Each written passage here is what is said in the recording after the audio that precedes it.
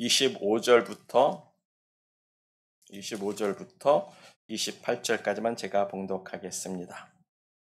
내가 아직 너희와 함께 있어서 이 말을 너에게 하였거니와 보혜사 곧 아버지께서 내 이름으로 보내실 성령 그가 너에게 모든 것을 가르치시고 내가 너에게 말한 모든 것을 생각나게 하시리라.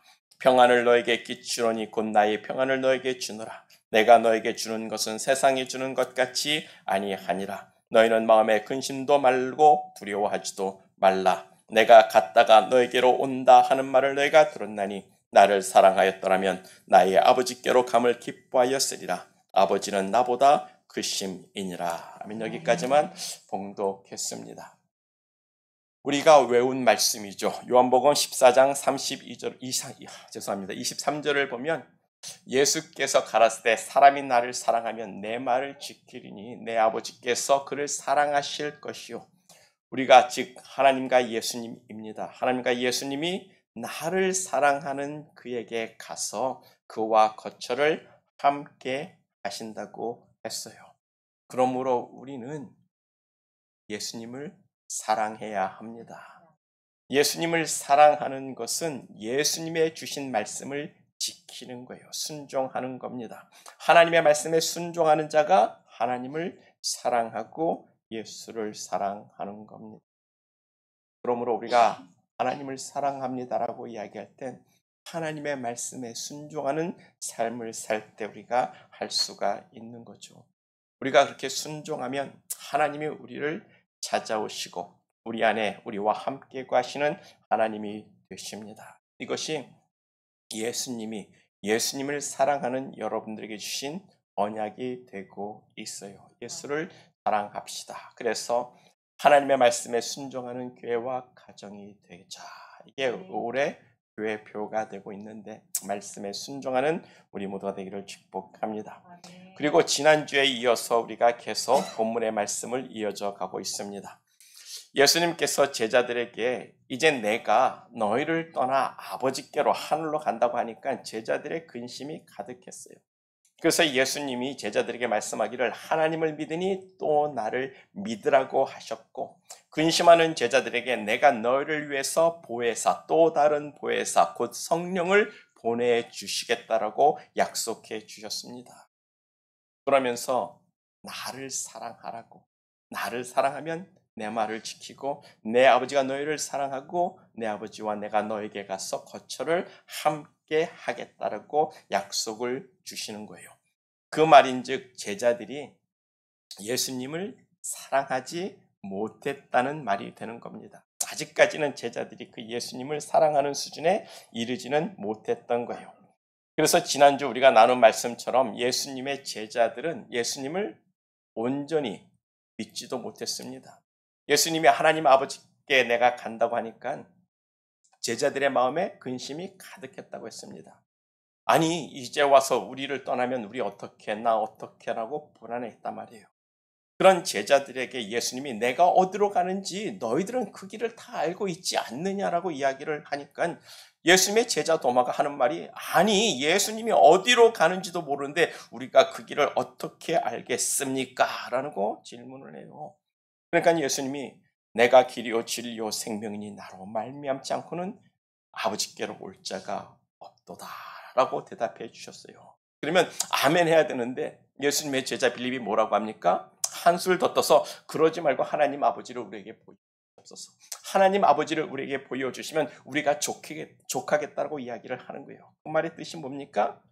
우리에게 하나님을 아버지를 보여주면 예수님이 아버지께로 가는 것도 믿고 그 예수님이 하나님의 아들인 것도 믿고 예수님이 길이요 진리요 생명이 된 것도 우리가 믿겠습니다. 라는 그런 의미가 되는 거예요. 제자들은 그때까지도 예수님이 내일 모레면 죽는데 내일이면 죽는데 그때까지도 예수님을 제대로 알지 못했습니다. 그 정도밖에 안 됐어요. 그런 제자들이 예수님을 사랑할 수나 있었겠습니까? 그래서 예수님이 나를 사랑하면이라고 주시는 거예요. 그런데 누가 감히 예수를 사랑할 수나 있겠냐고요. 예수를 알지도 못하는데 말입니다. 그래서 예수님께서 또 다른 보혜사 성령을 제자들에게 너희들에게 우리들에게 보내주시겠다고 말씀하는 거예요. 성령이 너에게 임하시면 성령이 너에게 모든 것을 가르치고 생각나게 할 것이라고. 성령이 오셔야 그런 거구나. 성령이 오셔야 그래서 이런 말씀을 하셨구나. 성령이 오셔야 그 말씀이 이해되고 깨닫게 되고 예수를 알고 믿고 예수를 사랑하는 단계까지 오를 수 있음을 우리에게 말씀해 주시는 거예요. 우리는 성령 없이는 하나님을 알 수도 없고 믿을 수도 없습니다. 그래서 구원의 여정을 보면 하나님이 먼저 우리를 선택하여 부르시고 성령이 우리 안에 오셔서 우리로 하나님의 부르심을 깨닫고 예수를 믿는 자리로 이끌어 가시는 거예요. 그래서 로마서 8장 14절과 17절을 보면 이렇게 말씀합니다. 무릇 하나님의 영으로 인도함을 받는 그들은 곧 하나님의 아들이라. 하나님의 영으로 인도함을 받아야 되는 거예요. 너희는 다시 무서워하는 종의 영을 받지 아니하였고 양자의 영을 받았으므로 아바 아버지라 부르짖느니라. 성령이 친히 우리 영으로 더불어 우리가 하나님의 자녀인 것을 증거하시나니 자녀이면 또한 후사 곧 하나님의 후사요 그리스도와 함께한 후사니 우리가 그와 함께 영광을 받기 위하여 고난도 함께 받아야 될 것이니라. 보세요. 성령으로 말미암아 우리가 아버지께로 인도함을 받게 되는 겁니다. 성령은 우리를 하나님의 자녀로 양자로 양녀로 이끄시는 하나님의 양자의 영이라고 말씀하고 있어요. 그래서 우리가 하나님을 아바 아버지라 아빠라 부르게 되는 겁니다. 성령의 이끄심이 없이는 결코 아버지께로 갈 수가 없습니다. 이 자리에 나올 수도 없고요. 하나님을 알 수도 없고요. 하나님을 아버지라고 부를 수도 없어요. 성령이 친히 우리가 하나님의 자녀임을 증거하시는 건데 믿는 자, 그 믿는 자, 예수를 믿는 자를 하나님의 후사라고 이야기를 합니다. 후사란 뭐죠? 상속자를 의미하는 거예요. 상속자. 그것이 믿는 자에게 주시는 하나님의 자녀가 된 권세입니다. 너희는 나의 자녀라, 내 후사라. 그 예수를 믿는 자에게는 자녀되는 권세, 하나님의 자녀되는 권세를 주시겠다고 했는데 그 권세가 하나님의 상속자가 되는 거예요. 그 권세가 어떤 건지 한번 보자고요. 요한계시록 3장 21절에 이런 말씀이 있습니다. 라오디게아 교회에게 주시는 말씀인데 예수님이 하시는 말씀이에요. 이기는 그에게는 내가 내 보좌에 함께 앉게 하여 주기를 내가 이기고 아버지의 보좌에 함께 앉은 것과 같이 하리라. 여기서 이기는 자라는 것은 끝까지 믿음을 지킨 믿음의 사람을 의미합니다. 그래서 믿음을 지킨 자가 하나님의 자녀된 권세를 누리게 되는 건데 그 권세가 뭐라고요? 예수님이 십자가에서 죽으시고 그 십자가를 이기시고 그 사망을 이기신 다음에 하나님의 보좌에 앉은 것처럼 믿음을 지킨 사람에게도 예수님이 그 하나님의 보좌에 나와 함께 앉혀주겠다라고 이야기해요. 놀랍지 않습니까? 하나님의 보좌를 믿음을 지킨 사람들과 함께 쉐어하겠다고 이야기하는 거예요. 그게 상속자가 갖는, 후사가 갖는, 하나님의 자녀가 갖는 권세라는 겁니다. 예수님이 하나님의 보좌에서 궁뎅이를 옆으로 살짝 밀어서 자 이리 와 너도 여기 앉아. 그리고 그 옆에는 하나님이 앉으시고 예수님이 앉으시고 우리 모두가 그곳에 함께 앉는다고 한번 생각해 보세요. 여러분 상상이 되시냐고요?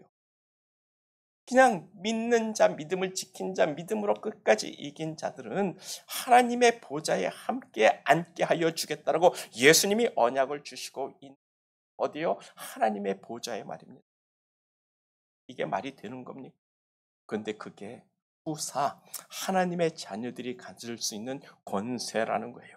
그래서 후사, 하나님의 보좌까지도 물려받을 수 있는 그런 권세를 가졌다는 겁니다.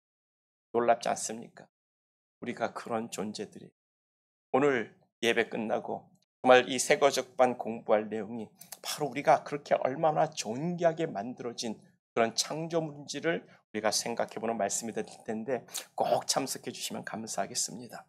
우리는 하나님의 형상과 하나님의 모양을 따라 지음을 받은 하나님의 자녀들, 즉 하나님처럼 만들어진 존재들이란 말입니다. 그런 우리가 죄를 져서 이렇게 비참하고 초라하고 아무것도 아닌 더러운 인생이 되는 건데 하나님은 그런 우리를 예수 안에서 성령의 이끄심으로 우리의 그 창조됐던 원래의 지위를 회복시켜 주시는 거예요. 그것이 성경에서 말하는 구속의 역사가 되는 겁니다. 우리가 이런 것들을 근데 어떻게 할 수 있냐고요. 우리가 이런 하나님의 계획과 뜻을 우리가 어떻게 할 수 있냐고요. 성령은 하나님의 마음 깊은 곳까지라도 통달하신다라고 이야기를 했어요. 그러니까 그 성령, 하나님의 깊은 마음에 그 깊은 계획과 그 숨은 그 뜻까지도 다시 성령님이 우리 안에 오시면 그냥 우리가 이해가 되는 거예요. 믿어지는 거예요. 아멘 하는 겁니다. 참 보지도 못한 예수를 주라고 부르고 나의 구원자라고 부르고 우리가 알지도 못했던 그 하나님을 아버지라 부르게 되는 거예요. 하나님의 깊은 그 마음을 아는 성령이 우리에게 오시면 우리가 그렇게 변화받는 겁니다. 성령이 예수님의 제자들에게 그렇게 임했고 그들이 그 성령의 가르침을 받았고 성령의 보여주심을 받았기 때문에 하나님의 마음을 알아서 신약 성경을 쓴 겁니다. 그리고 이제 성령님께서 성령님으로 인하여 우리가 그 성경 말씀을 배우게 하시고 읽게 하시고 깨우칠 수 있도록 성령이 우리에게 역사하시는 지금 성령께서 여러분 안에서 역사하시고 있습니다. 그 성령의 역사심이 아니면 우리가 교회 나올 이유가 전혀 없단 말이에요. 교회 왜 나옵니까? 썬데이 아침 좋은 날 늦잠을 자든지 나가서 돈을 더 벌든지 아니면 좀 나가서 신나게 놀든지 그래야 되는데 우리가 교회에 왜 나오냐고요. 성령의 이끄심이 있기 때문에 온 거예요.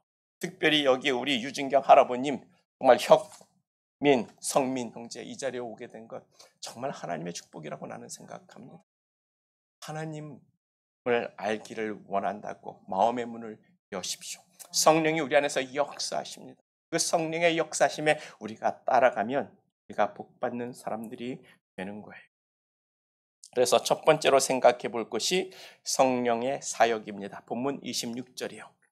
보혜사 곧 아버지께서 내 이름으로 보내실 성령 그가 너에게 모든 것을 가르치신다라고 이야기합니다.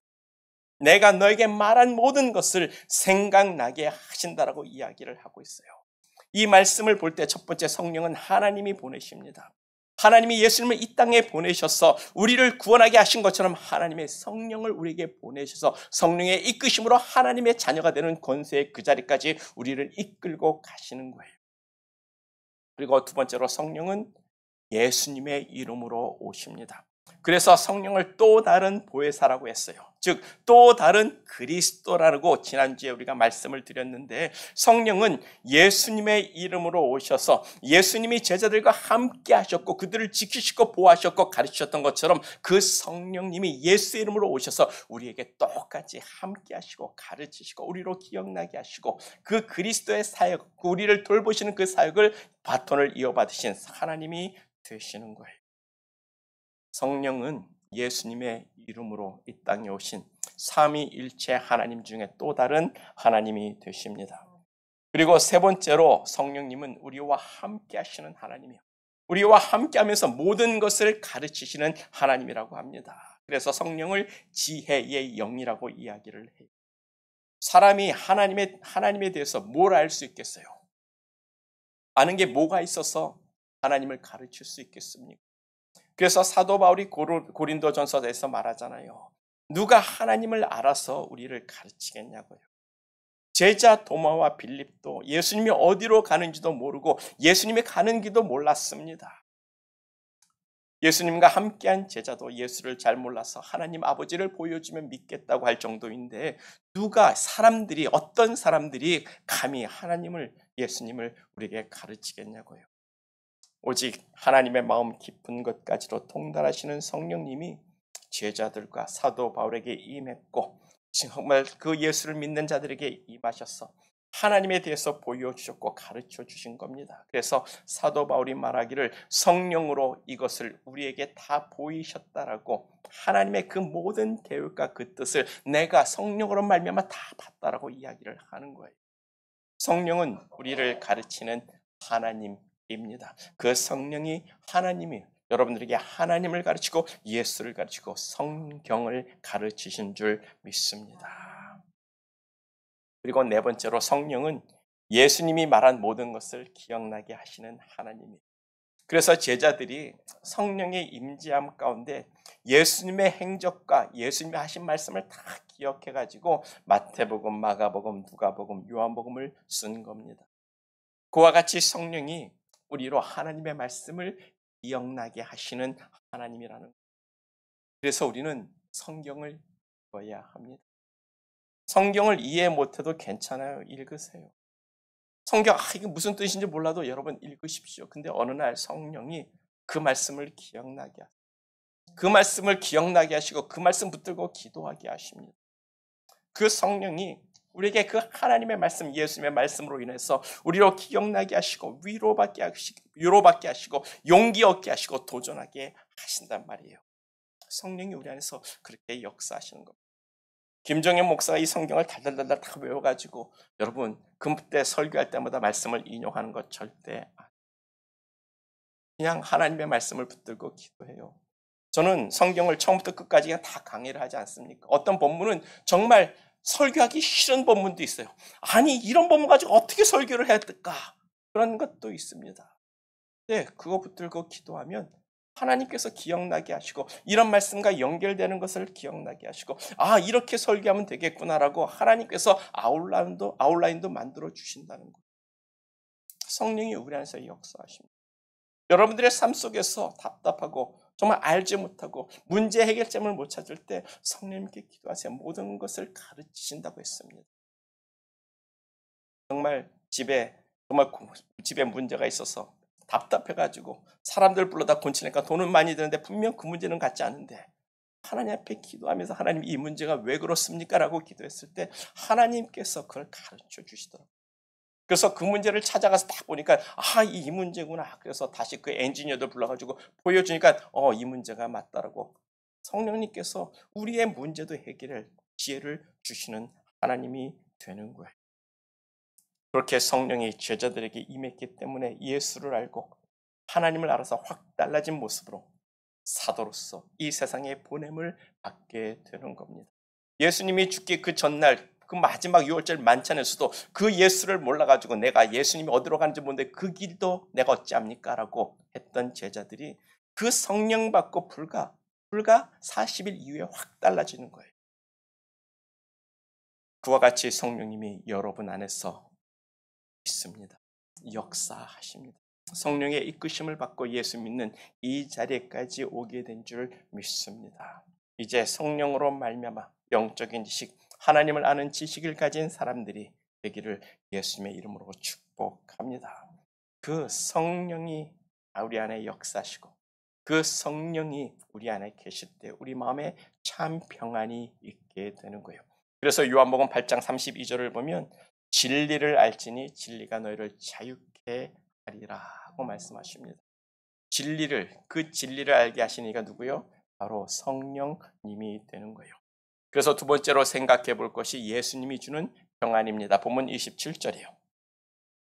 평안을 너에게 끼치노니 나의 평안을 너에게 주노라. 내가 너에게 주는 평안은 세상에 주는 평안과 같지 아니하니라.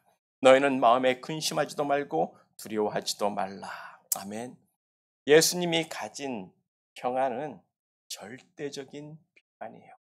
그 절대적인 평안이라는 것은 바깥에 폭풍이 불고 비가 쏟아지고 막 지진이 나도 그냥 그 마음에 평안한 마음을 갖는 절대적인 평안을 이야기하는 겁니다. 왜요? 예수님이 하나님 안에 있고 하나님이 예수 안에 있기 때문에 그냥 이 세상의 모든 풍파에도 전혀 두렵지 않고 근심하지 않는 평안을 이야기하는 거예요. 그 평안을 우리에게 주신다고 말씀하는 겁니다. 그러면 우리가 예수 안에 있고 우리가 예수 안에 있는 것을 알 때 비로소 예수님이 가지신 그 평안을 절대적인 평안을 우리도 가질 수 있다는 거예요. 그래서 지난주 본문 20절을 보면 그날에는 내가 아버지 안에 너희가 내 안에 내가 너희 안에 있는 것을 알리라. 아멘. 이게 진리란 말이에요. 이게 하나님의 뜻이고 하나님이 원하시고 하나님이 계획하신 일이란 말입니다. 이 진리를 아는 자가 평안을 누리는 거예요. 내가 하나님 안에 있구나. 내가 예수 안에 있구나. 내 안에 예수가 있구나. 내가 예수 안에 있어서 하나님과 함께하고 있구나. 그것을 알 때 땅이 지진이 나고 하늘이 무너지는 것 같아도 마음에 평안을 가질 수 있는 거예요. 그날이 언제라고요? 성령이 제자들에게 임한 날입니다. 성령이 임하니까 내가 하나님 안에 있고 내가 예수 안에 있고 예수가 내 안에 있고 내가 예수 안에 있어서 하나님 안에 있는 것을 알게 되는 그와 같이 성령이 우리에게 임하시면 우리가 예수님 안에 있는 것을 압니다. 우리가 예수 안에 있고 예수가 우리 안에 있는 것을 알게 되는 그래서 예수님이 가셨던 그 평안을 누리는 줄 믿습니다. 예수님의 평안이 어떤 평안이에요? 내일이면 제사장들에게 팔립니다. 로마 군인들에게 등짝과 앞에 뱃살과 온몸이 갈기갈기 찢도록 채찍에 맞는 그런 고난이 있어요. 그런 십자가에 못 박혀 죽고 옆구리에 창이 들어오는 그런 고난이 있습니다. 그런데도 나는 평안하다고 말씀하시는 거예요. 그 평안이 어디서 오는 거예요? 하나님이 내 안에 있고 내가 아버지 안에 있기 때문에 그 평안을 가질 수 있다라는 겁니다.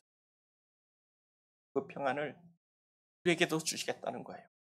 그래서 그 날에는 내가 아버지 안에 내가 너희 안에 너희가 내 안에 있는 것을 너희가 이것을 알게 해달라고 기도합시다.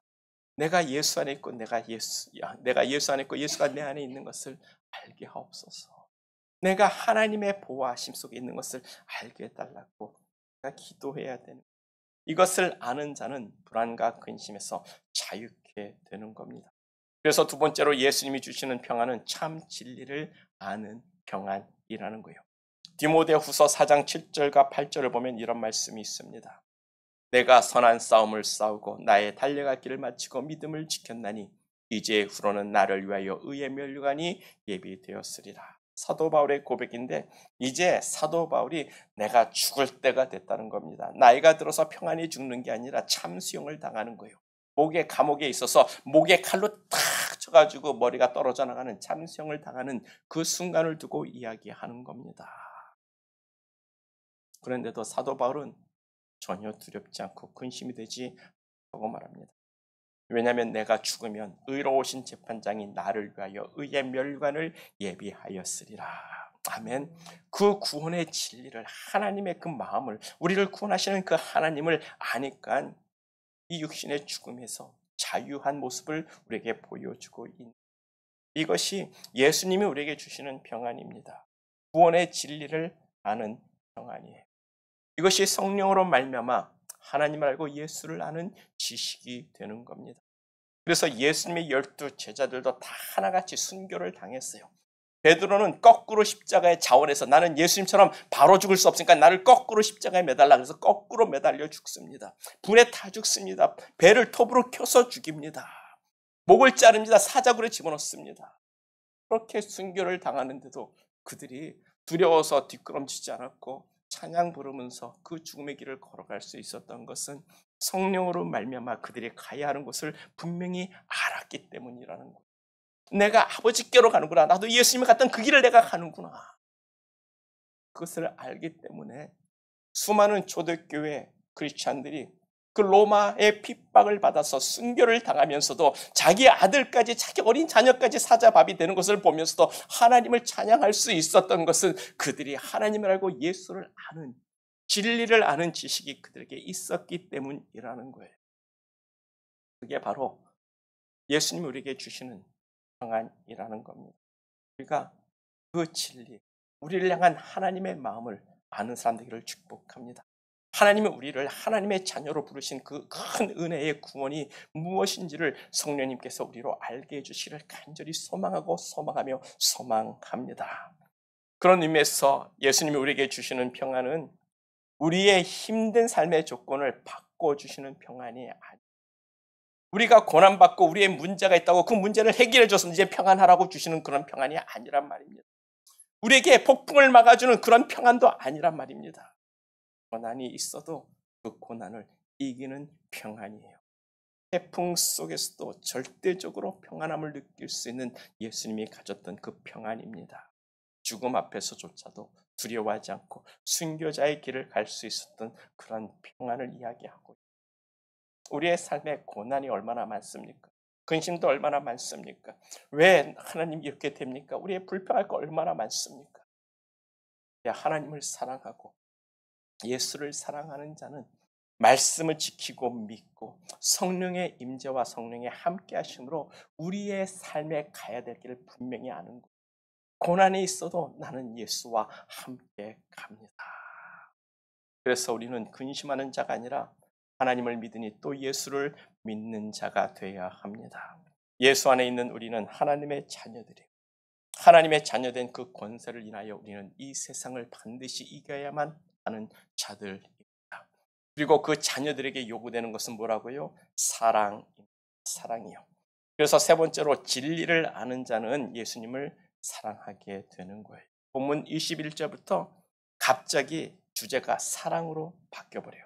본문 28절에서 내가 갔다가 너에게 온다 하는 말을 너희가 들었나니 나를 사랑하였더라면 너희가 나를 사랑하였더라면 내가 아버지께로 감을 기뻐하였으리라. 아버지는 나보다 크심이니라. 예수님은 근심하는 제자들을 보고 니들은 왜 나를 믿지 못하냐고 책망하지 않으셨어요. 대신 너희가 나를 사랑하였더라면 이라고 말씀하십니다. 그러니까 이제는 믿음의 문제가 아니에요. 우리가 교회 나온 지가 얼마나 됐는데 정말 우리 하루 이틀 3일도 아니고 3년도 아니고 정말 20년 30년 50년 됐는데 이제는 사랑의 문제. 예수님이 제자들이 3년 동안 예수를 따라다녔으면 이젠 너희들은 믿음의 문제가 아니라 너희가 나를 사랑하였더라면 이라고 이야기를 하는 거예요. 예수님을 사랑하느냐 사랑하지 않느냐의 문제로 문제가 확대가 되는 거예요. 그와 같이 우리가 오랫동안 교회를 다녔고 예수님의 말씀을 배웠으면 믿음의 문제를 떠나서 이제는 하나님을 사랑하는 모습으로 변해져야 되는 줄 믿습니다. 그래서 너희가 나를 사랑하였더라면 이라고 예수님이 말씀하시는 건데 예수님을 사랑하는 것이 우리의 문제를 푸는 키가 되고 열쇠가 되고 있는 거예요. 예수님 사랑하세요. 예수님 사랑합시다. 마음에 근심이 있습니까? 삶의 문제로 불안하십니까? 그러면 내가 하나님을 사랑하고 있는가? 한번 우리가 되돌아봐야 될 문제가 되고 있는 하나님을 사랑하는 자는 마음에 근심하지 않습니다. 로마서 8장 28절이요. 우리가 알거니와 하나님을 사랑하는 자 곧 그 뜻대로 부르심을 입은 자들에게는 모든 것이 합력하여 선을 이루느니라. 아멘. 이게 진리예요. 하나님을 사랑하는 자에게는 모든 것이 협력하여 선을 이루십니다. 아멘. 하나님을 사랑한다면 그러므로 두려워하지 마세요. 근심하지 마세요. 걱정하지 마세요. 모든 것이 협력하여 선을 이루시는 하나님을 믿으시기를 축복합니다. 그 예가 누구예요? 바로 요셉입니다. 아버지에게 사랑받고 정말 때때 옷 입고 정말 색동적으로 입었던 그 요셉 막내 아들로 태어나서 정말 복받았던 그 요셉이 형들에게 미움을 받아서 정말 종으로 팔려버렸어요. 참 얼마나 억울하고 답답하겠습니까? 그래도 애굽에서 좀 삶이 나아지는 것 같아요. 종들 중에 최고의 종이 돼가지고 정말 종을 부리는 종이 돼버렸습니다. 그래서 좀 먹고 살만해졌는데 그때 억울하게 주인의 아내의 누명으로 말미암아 강간범으로 누명을 씌워져가지고 아주 깊은 지하 감옥에 갇혀버리게 되는 거예요. 그럼에도 불구하고 하나님을 사랑하는 자에게는 모든 것이 합력하여 선을 이루고 그 감옥 속에서도 살아날 길이 있어가지고 그가 애굽의 총리가 되는 겁니다. 그러므로 하나님을 사랑하는 자는 마음에 근심하지 말라. 굴곡이 있겠죠. 좀 내려가는 것도 있겠죠. 뭐가 내 맘대로 되지 않는 것도 있겠죠. 그러나 그래도 그곳에 하나님이 함께하고 있음을 우리는 믿어야 되는 거예요. 그래서 결국엔 하나님이 나에게 선을 이루실 것이란 그 믿음을 가지고 우리는 버텨야 되는 겁니다. 그런데 우리들은 하나님이 아니라 우리 자신만을 사랑하잖아요. 우리는 우리 자신만 보지 않습니까? 그래서 맨날 우리들이 하는 말이 뭐예요? 나 어떡해, 너 갑자기 가버리면 나 어떻게 너를 잊고 살아갈까. 참 이 노래가 예수님의 제자들의 마음을 그대로 대변하고 있는 노래라는 생각이 들었습니다. 자기만 사랑하는 거예요. 자기만 걱정하는 겁니다. 우리는 예수님을 사랑합시다. 그러면 이 세상을 근심을 이길 수가 있어요. 사랑은 죽음보다 강하다고 솔로몬이 말하고 있습니다. 고린도전서 13장 맨 마지막 절을 보면 이렇게 말씀해요. 믿음과 소망과 사랑 이 세 가지는 항상 있을 것인데 그 중에 제일은 사랑이라. 아멘. 사랑이 제일입니다. 하나님을 사랑하면 죽음도 이기는 거예요. 하나님을 사랑하면 믿음과 소망은 그 사랑 속에 싹 스며들어와서 없어져 버리는 거예요. 그래서 사랑이 제일인 거예요. 하나님을 사랑합시다. 예수님을 사랑합시다. 우리 안에 계신 성령님을 사랑합시다. 그러면 삼위일체 하나님이 협력해서 우리에게 선을 이루어 주십니다. 그래서 우리가 예수님을 사랑하면 나 어떻게가 아니에요. 예수님 어떻게, 하나님 어떻게, 하나님을 걱정해 줄 수 있는 마음이 우리 안에 생기는 거예요. 하나님을 사랑하면 나 어떻게가 아니라 하나님 어떻게가 되는 거예요. 하나님을 향한 우리의 근심이 나오게 되는 겁니다. 보세요. 예수님은 유월절 마지막 절을 보내요. 마지막 유월절을 보냅니다. 그러면서 자신이 십자가에 못 박혀 죽으실 것을 말씀해 주셨어요. 자기 머리에 기름 붓는 그 여인을 두고 나의 장례를 위한 것이라고 자기가 이제 곧 죽을 것을 말씀하셨습니다. 예수님은 자기가 가룟 유다에 이제 팔릴 것이라고 정말 그 가룟 유다야 네가 할 일을 빨리 하라고까지 말씀하셨어요. 그리고 예수님 내가 죽어서 언약의 피로 너희와 언약하겠다라고 피 언약을 약속해 주셨습니다. 그러면 제자들이 나 어떻게가 아니라 예수님 어떻게? 예수님 그렇게 죽으시면 어떻게? 예수님 그렇게 십자가에 못 박혀 죽으시면 어떻게? 예수님 그렇게 팔리면 어떻게? 그래야 되는 것 아닌가요? 그런데 그 제자들 중에 누구도 예수님의 십자가의 죽음을 염려하는 사람, 근심하는 사람은 단 한 명도 없었습니다. 오직 나 어떻게? 오직 나 어떻게? 이제 나를 두고 가버리면 나 어떻게? 근심에 가득했단 말이에요. 그런 제자들을 향해서 예수님이 말씀하는 겁니다. 너희들이 나를 사랑하면 내 말을 지키리라. 너희가 만약 나를 사랑하였더라면 내가 가는 길을 너희가 기뻐하였으리라. 내가 아버지께 가니라. 이젠 나 어떻게가 아니라 하나님 어떻게라고 생각할 수 있는 우리들이 되기를 축복합니다. 이 세상이 악에 치닫고 믿는 자들이 예수님을 배반하고 하나님 앞에 등을 돌리고 서 있는 시대요.